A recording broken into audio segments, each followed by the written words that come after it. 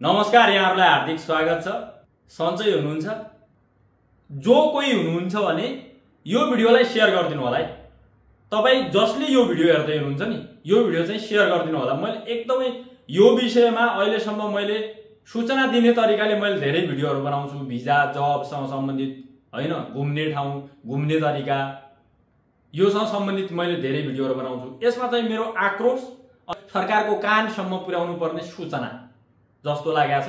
त्यही भएर भिडियो जति जनाले हेर्नुहुन्छ कृपया भिडियोलाई शेयर गरिदिनु होला। प्रसंग 50 lakh per day visit visa यदि भनिसकेपछि सोशल मिडियामा तपाई एक्टिभ हुनुहुन्छ भने थाहा पाइसक्नुभयो। नालीबेली भन्नु जरुरै छैन।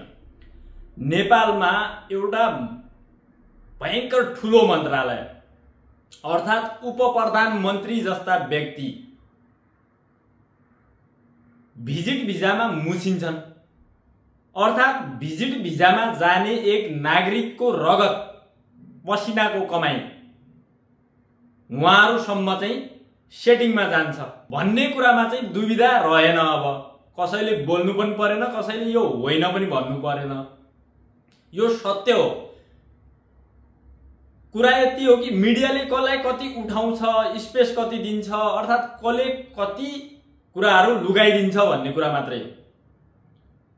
हामी जस्ता नेपाली जुन विदेशमा भिजिटमा आएका छन्, अर्थात स्टुडेन्ट भिजामा आएका छन् वा वर्किङ भिजामा आएका छन्, उहाँहरुलाई राम्रोसँग सोध्न सकिन्छ। कम से कम जरो कुरा के हो भन्ने कुरा चाहिँ लिन सकिन्छ। कोही निकाय, कुनै व्यक्ति, संस्था, पार्टी, सरकार, कार्यालय कोही छ, कोही माइकालाल छ।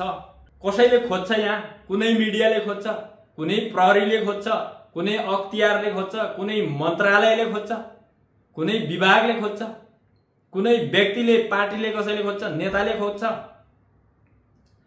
मलाई त यतिसम्म थाहा छ कि म त ग्राउन्ड लेभलको मान्छे। भिजिटमा मान्छेले कतिसम्म तिरेका छन् अरु देशको त कुरै छोड्दिनुस्। युएई मा आउँदाखेरि भिजिटमा मान्छेले कति पैसा तिरेका छन् नेपाली भन्ने कुरा मलाई थाहा हुन्छ। थाहा छ मलाई। काउन्सिलिङ कसैले गरेको छ, काउन्सिलिङ गर्ने निकाय छ, व्यक्ति, संस्था, पार्टी, सरकार छ काउन्सिलिङ गर्नलाई। मेरो भनाइ यति मात्रै हो। मलाई कसरी थाहा भयो त भिजिट भिजामा? मैले 2020 मा आफ्नो आमा र श्रीमतीलाई भिजिटमा ल्याउन खोज्दाखेरि भिजिटमा ल्याउँदै थिए। नेपाल सरकारको र युएई सरकारको सम्पूर्ण विधि पद्धति जति पनि डकुमेन्टेसन छ, प्रोसेसिङ जति पनि जे जस्तो छ पुरै पूरा गरेर ल्याउन खोज्दाखेरि मेरी आमा र श्रीमती नेपालको इमिग्रेसनमा फ्लाइट उड्ने बेलासम्म चाहिँ इमिग्रेसनमा 2 घण्टासम्म उभ्याएर राखिनु भएको थियो। कसले राख्नु भयो, किन राख्नु भयो त्यो मलाई थाहा छैन। तर प्रक्रियागत ढंगबाट नियम संगत 1 इन्च पनि तलमाथि नगरेर मैले पुरै कागजी प्रमाणहरु, कागजहरु, डकुमेन्टेसनहरु सबै गरेको थिए। त्यहाँनेर नक्कली केही पनि गरेको थिएन। सब सक्कली जे चाहिन्छ सबै थियो मसँग। सब पुर्याएको थिए। यो त रह्यो मैले भोगेको कुरा। तर हरेक वर्ष म नेपाल छुट्टी जान्छु, फर्किन्छु। प्लेनमा साथीहरुसँग भेट हुन्छ, दिदीबहिनी, दाजुभाइहरुसँग कुराकानी हुन्छ, कोही कसैले कुरा गर्नुहुन्छ। कुरा गर्दाखेरि मैले भेटिरा हुन्छु। दुबई आउनको लागि, युएई आउनको लागि नेपालबाट 3,15,000 नेपालीसम्म पे गरेको मैले एकजना भेटेको थिए। मैले यो कम्युनिकेसन गर्दाखेरि सबभन्दा बढी पे गर्ने मान्छे भनेर मैले बुझेको छु। त्यो भन्दा बढी पे गरेर आउने पनि साथीहरु हुनुहुन्छ होला पक्कै पनि। यदि तपाई भिजिट भिजामा कुनै पनि देश जानु भएको छ, सेटिङ गरेर जानु भएको छ भिजिट भिजामा पनि भने कृपया यो भिडियोको कमेन्ट बक्समा तपाईले कति पैसा पे गरेर जानु भएको थियो यति चाहिँ लेख्नलाई तपाई हिम्मत राख्नुस्। 3,15,000 तिरेर युएई मा भिजिटमा मान्छे आउँछन्। घुम्नेको पर्पजमा होइन। यहाँ आएर 1,1500 दिराम स्यालेरीमा काम गर्नको लागि त्यो पैसा कहाँ जान्छ? त्यो पैसा सेटिङ नगरिकन कहाँ जान्छ? त्यो पैसा कसले खान्छ? मन्त्रीसम्म त पुग्छ। मन्त्री होइन, प्रधानमन्त्रीसम्म पनि पुग्न सक्छ। हामी त्यो अनुमान गर्न सक्छौँ। तपाईँ विदेश आउनु भएको छ, परराष्ट्र के अरे अन्तर्राष्ट्रिय तपाईँले फ्लाइट गर्नु भएको छ भने तपाईँ फ्लाइट गर्दाखेरि इमिग्रेसनमा पुगेपछि हेर्नु होला। त्योभन्दा तल तपाईँले बोर्डिङ पास गर्ने बेला हेर्नु होला। लाइनमा कति मान्छे हुन्छन्, कसले के कुरा गरिरहेको हुन्छ, कति मान्छे त्यहाँ स्टाफहरू आएर त्यहाँ चाँजो मिलाइरहेको हुन्छन्। एयरलाइन्सले तपाईँको भिजिट भिजा छ या रोकिन सक्छ, अर्थात् प्रक्रिया पुगेको छैन, डकुमेन्टेसन पुगेको छैन भनेर कतिजनालाई साइड लगाइरहेको हुन्छ। कतिजनाले फोनमा लगाइरहेको हुन्छन् फलानो काउन्टर इमिग्रेसनको यति नम्बर भनेर। त्यसपछि इमिग्रेसनमा पुगिसकेपछि तपाईँ हेर्नु होला, बायाँपट्टि सबैभन्दा लास्टमा भिजिट भिजा भएको मान्छे, सबै प्रक्रिया पुगेको मान्छे, इमिग्रेसन अफिसरले साइड लगाएको मान्छे देख्न सक्नुहुनेछ। हो, त्यो मान्छे घुम्नलाई होला वा गएर काम गर्नलाई होला, जेसुकै होला, तर प्रक्रिया पुरा पुर्याइएको तर साइड लगाइएको। कतै न कतैबाट फोनको घन्टी बज्यो भने, तपाईँको भाग छुट्याइया छ भन्यो भने फेरि त्यो मान्छे उड्छ, स्योर उड्छ। साइड एकचोटि इमिग्रेसन अफिसरकोमा गएर त्यो मान्छे फर्काएर साइड लागेर साइडमा उभ्याइएको मान्छे त्यही प्लेनमा उड्न आउँछ भने हामीले के बुझ्ने, के सोच्ने? प्रक्रिया अघि 5 मिनट अगाडिसम्म पुगेको थिएन, 10 मिनट पछि प्रक्रिया पुगेर त्यही प्लेनमा फ्लाइट हुनुभयो भनेर बुझ्ने हो हामीले।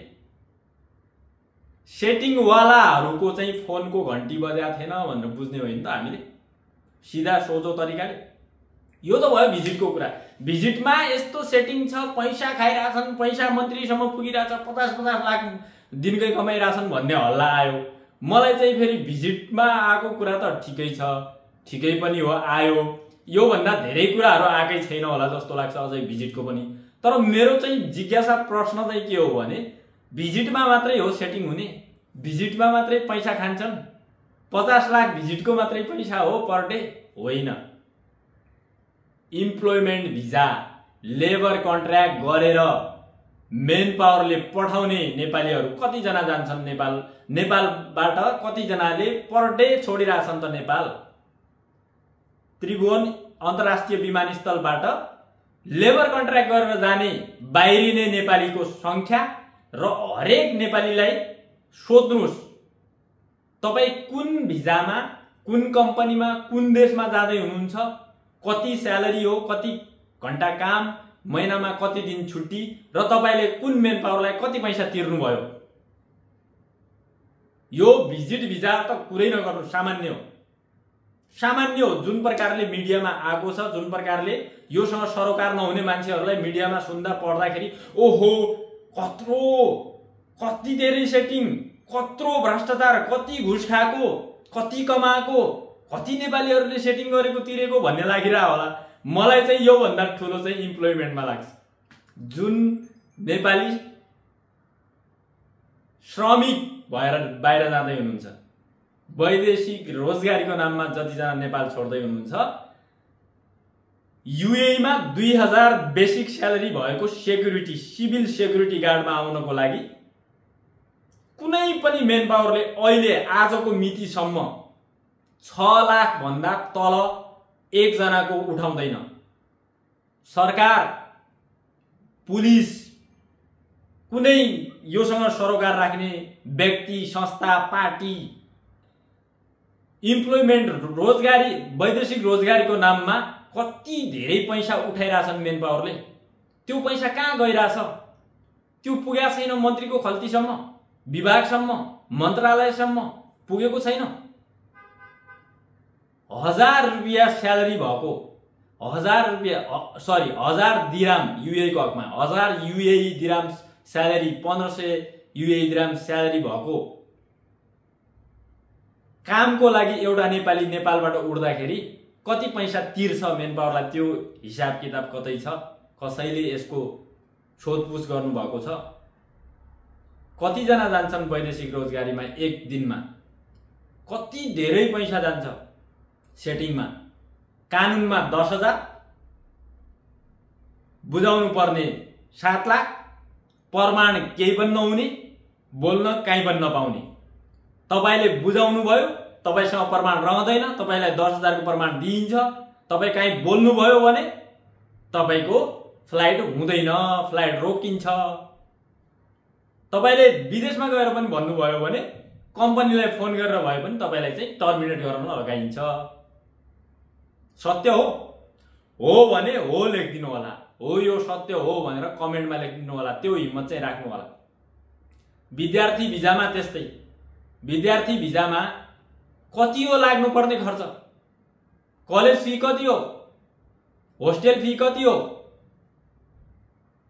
कन्सल्टेन्सीले कमाउनु पर्ने कति हो, त्यसमा उसको नाफा कति हो, कति लिनुपर्छ उसले सर्भिस चार्ज तोकिएको छ, कुन देशको लागि कुन कलेजको लागि कति पैसा तिर्नुपर्ने विद्यार्थीले त्यो नेपाल सरकारलाई थाहा छ।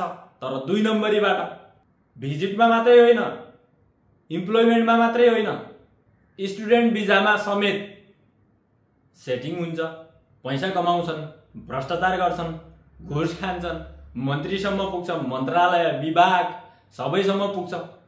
यो कुरा चाहिँ चर्को कसले बोल्दिने, कुनै मिडियाले अहिलेसम्म भनेको छ? एउटा प्रहरीको DIG को छोरा सेक्युरिटी गार्डमा आउँछ UAE मा, उसले 6 लाख रुपैयाँ मेन पावरलाई बुझाउँछ, त्यो बाहिर त आउँदैन। एउटा नेताको, मै हुँ भन्ने नेताको, कुनै पार्टीको ठुल्ठुलो पार्टीको नेताको छोरा भतिजा भान्जा विदेशमा जान्छ वैदेशिक रोजगारीको लागि 6 लाख 7 लाख रुपैयाँ तिरेर, त्यो उलाई थाहा छैन, त्यसको लागि उले लड्नु पर्दैन, यो केस सल्टाउनु पर्दैन, उले कसले हेर्ने?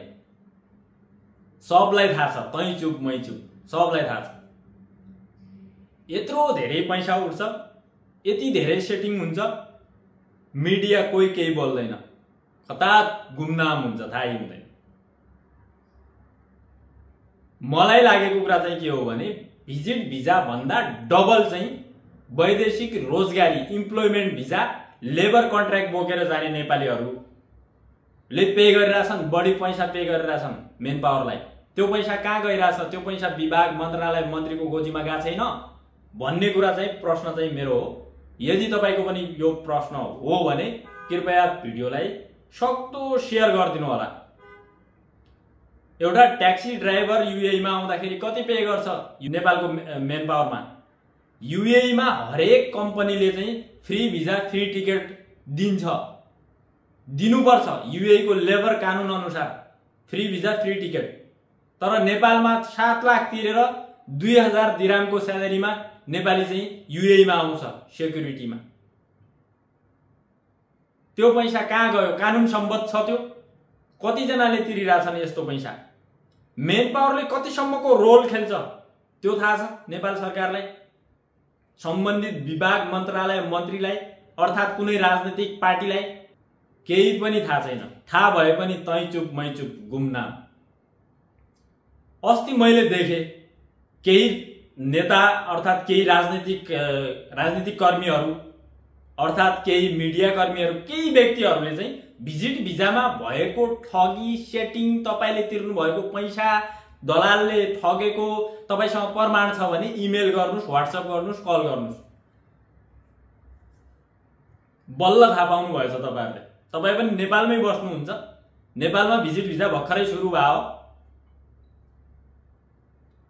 यो पनि लेख्नुस् कि वैदेशिक रोजगारीमा जाँदाखेरि तपाईले कति पैसा तिर्नु भयो, कुन देश जानुभयो, कुन मेन पावरबाट जानुभयो, कति स्यालेरीमा जानुभयो, यो कुरा पनि लेख्न लगाउनुस्। यो कुरा पनि तपाईको इमेलमा माग्नुस्, म पनि पठाइदिन्छु। म पनि वैदेशिक रोजगारीमै आएको मान्छे हो, कति सालमा आए, कुन डेटमा आए, कुन मेन पावरबाट आए, कति पैसा तिरे, कति बेसिक स्यालेरीमा म आएको थिएँ भन्ने कुरा। जतिजना पनि विदेशमा हुनुहुन्छ वैदेशिक रोजगारीमा, अहिलेको हकमा मेरो प्रश्न चाहिँ वैदेशिक रोजगारीको लागि हो यो प्रश्न।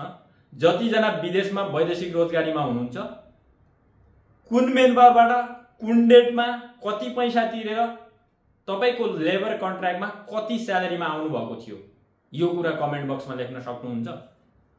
यो कुरा कुनै मिडियामा लेख्न सक्नुहुन्छ, बोल्न सक्नुहुन्छ। कुनै मिडियाले यो कुरा संकलन गर्न सक्नुहुन्छ। सबै वैदेशिक रोजगारीमा गएका नेपाली नागरिकहरूको यो सबै कुराहरू तपाईले संकलन गर्न सक्नुहुन्छ? कुनै विभाग मन्त्रालय मन्त्री वा कुनै नेताले गर्न सक्नुहुन्छ? कृपया गरिदिनुस्। कति पैसा कहाँ जान्छ, कसरी खोला बग्छ पैसाको भन्ने कुरा तपाईहरुलाई थाहा छैन। थाहा छ भने पनि गुमनाम हुनुहुन्छ, तैचुक मैचुक हुनुहुन्छ। कृपया भिडियो कस्तो लाग्यो प्रतिक्रिया लेखिदिनु होला। यहाँहरुको दिन शुभ रहोस्। हस्त। नमस्ते। सर्वे भवन्तु सुखिनः।